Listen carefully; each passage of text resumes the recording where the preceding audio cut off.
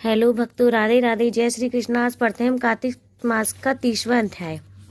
शांतकारं भुजगं प्रधानं सुरेशनं विश्वाधारं खड्गसदृशं मेघवर्णं शुभांगं लक्ष्मीकान्तं कमलनयनं योगिवर्गं वंदे विष्णु भवभयहरं सर्वलोकनाथं। 30वां अध्याय।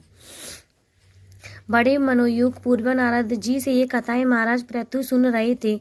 नवमी की कथा सुनने के बाद महाराज पृथु ने नारद जी से कहा, हे देवऋषि, भीष्म पंचक व्रत जो कि भगवान को अत्यंत प्रिय है, किस कारण प्रसिद्ध हुआ, मेरी यह जानने की प्रबल इच्छा है। नारद जी ने कहा, हे राजन, यह व्रत अनादिकाल से था, परंतु बीच में लुप्त हो गया था। दोबारा यह कब और कैसे प्रारंभ हुआ, इसकी कथा सुनो। इस युग में भगवान श्री कृष्ण ने भीष्म पितामह को यह व्रत बताया था और उन्होंने ही सर्वप्रथम इसे किया था। इसी कारण यह व्रत भीष्म पंचक के नाम से प्रसिद्ध हुआ। हे राजा पृथु, महाभारत युद्ध से पहले पांडवों की ओर से जब भगवान श्री कृष्ण कौरवों को समझाने के लिए गए, तब सर्वप्रथम ये विदुर जी के पास पहुंचे। विदुर जी ने उनका आदर सत्कार किया। तपस्या श्री कृष्ण जी को भीष्म जी के पास गए। वहां जाकर कुशल क्षेम के बाद श्री कृष्ण जी ने अपने आने का संपूर्ण वृत्तांत भीष्म जी को सुनाया। तब भीष्म जी कहने लगे, हे भगवान, तीनों लोकों के स्वामी होते हुए आप केवल पांडवों की ओर से ही दूत बनकर क्यों आए हैं, तथा पांडवों के प्रति आपका इतना प्रेम होने का क्या कारण है। तीनों लोग आपके वश में हैं, तब पांडवों ने ऐसा कौन सा व्रत, तप, दान या यज्ञ किया है, अथवा इनके पास ऐसा क्या वशीकरण है जिसके कारण आप उनके वश में हो गए। भगवान श्री कृष्ण जी ने मुस्कुराकर उत्तर दिया, हे गंगापुत्र, यद्यपि यह रहस्य अत्यंत गुप्त है, तथापि मैं इसे तुमसे कहता हूँ। पूर्व जन्म में उन पांचों भाइयों ने एक ऐसा व्रत किया जो मुझको अत्यंत प्रिय है। इसी कारण मैं उनके वशीभूत हूँ। अब तुम उस व्रत का वृत्तांत सुनो। अत्यंत प्राचीन काल में उज्जैन नामक नगरी में कवि, सूची, दृढ़, दंत तथा हंस नामक 5 ब्राह्मण रहते थे। वे सभी वेदों के ज्ञाता, युवा, रूपवान तथा गंधर्व विद्या में अत्यंत निपुण थे। वे सभी दिशाओं में भ्रमण करते अपनी ज्ञान विद्या द्वारा पर्याप्त धन प्राप्त किया करते थे। एक बार वे मथुरा नगरी में सुवीर नामक राजा के दरबार में पहुंचे। संगीत कला में निपुण होने के कारण उन्होंने राजसभा में इसका प्रदर्शन करने की इच्छा प्रकट की। वे 4 दिन उपवास तथा पवित्र यमुना जी में स्नान करते रहे। फिर उन्होंने किसी से राजा का संपूर्ण वृत्तांत पूछा। उसने बताया कि राजा की कादम्बरी नामक अत्यंत सुंदर भोग पत्नी है। वह संगीत विद्या में निपुण, मधुर कुंठी नृत्य में अत्यंत प्रवीण, रूप लावण्य तथा यौवन में अद्वितीय है। वह प्रतिदिन राजा की समूह एकांत में नृत्य तथा गायन करती है। यह सुनकर वे पांचों एक ऐसे स्थान पर जाकर खड़े हो गए जहाँ कादम्बरी के नृत्य तथा ताल के स्वर सुनाई पड़ते थे। इसके बाद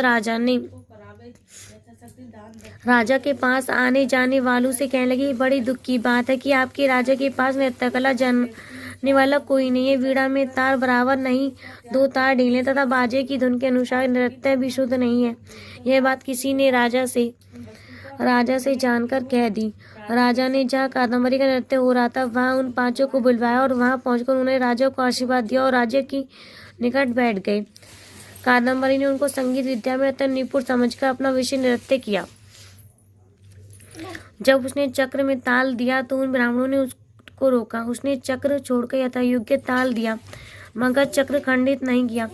कादम्बरी की इस गुण और इसकी रूप माधुरी को देखकर पांचों उस मोहित हो गए। कादम्बरी भी उन पांचों को देखकर उन पर मोहित हो गई। उसने रात्रि के समय गुप्त रूप से अपनी एक सहेली के हाथ उन पांचों को यह संदेश भेजा कि तुम में से एक प्रतिदिन नगरी के उत्तर की ओर यमुना नदी तट के समीप लताओं से घिरे निर्जन अत्यंत नामक तीर्थ में मेरे पास आकर अपनी अपनी विद्या तथा गुण का प्रदर्शन करो। उस समय मैं भी वीणा तथा राग का कौशल दिखाऊंगी।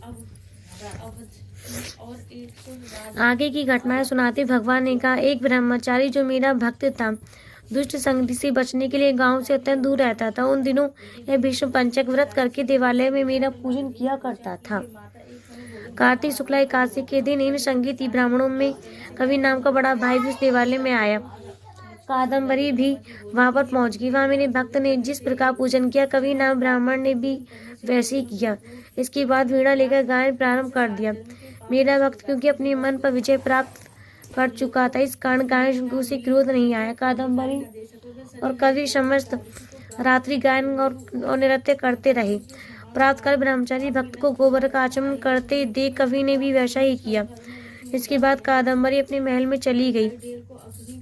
ब्रह्मचारी की संगति और रात्रि जागरण के कारण कवि के समस्त पाप दूर हो गया था। द्वादशी के दिन में अपना समस्त द्रव्य दान करके विरक्त हो गया।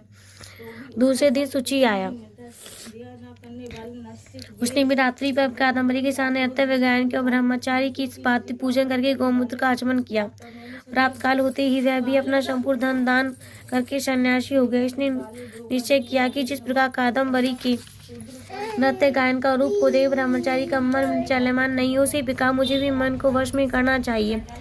तीसरे दिन त्रयोदशी को दृढ़ नामक वाला भाई कादम्बरी से मिलने आया और समस्त रात्रि नृत्य गायन करने के बाद ब्रह्मचारी की भांति उसने भी पूजा की, गौदूत का आचमन किया।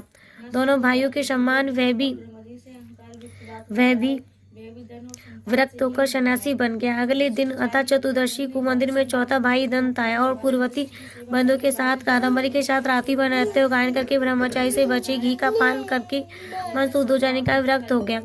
सबसे अंत में अतः पूर्णिमा को हंस नामक सबसे छोटे भाई ने आकर ब्रह्मचारी को प्रणाम किया और में स्नान करके आंवले के वृक्ष के नीचे श्राद्ध कर्म किया और बाद में अपने भाइयों के समान ही विरक्त हो गया। इस प्रकार पांचों भाइयों ने एक दिन यह व्रत किया। कथा समाप्त करते भगवान कृष्ण ने कहा, हे भीष्म, कार्तिक मास में हमारा पूजन व दान करने से करोड़ों योगों के समान फल प्राप्त होता है। उधर राजा ने नित्यप्रति रात्रि में कादम्बरी के मंदिर में जाने का समाचार पाकर उसे महल में बंद कर दिया, जिससे वह मंदिर न जा सके। कार्तिक मास में हमारे सामने नृत्य गायन करने के कारण यही कादम्बरी अगले जन्म में द्रौपदी हुई। हंस नाम वाला ब्राह्मण आंवले के वृक्ष के नीचे श्राद्ध कर्म करने से युधिष्ठिर हुआ। एकादशी के जागरण के कारण कवि अर्जुन, सूची, सहदेव, दंत, नकुल तथा दृढ़ नाम वाला ब्राह्मण पराक्रमी भीम हुआ। हे भीष्म जी, वस्तु पूर्व जन्मों में पांडवों द्वारा किए गए व्रत के कारण ही मैं उनके वशीभूत हूँ। जय श्री कृष्ण। राधे राधे।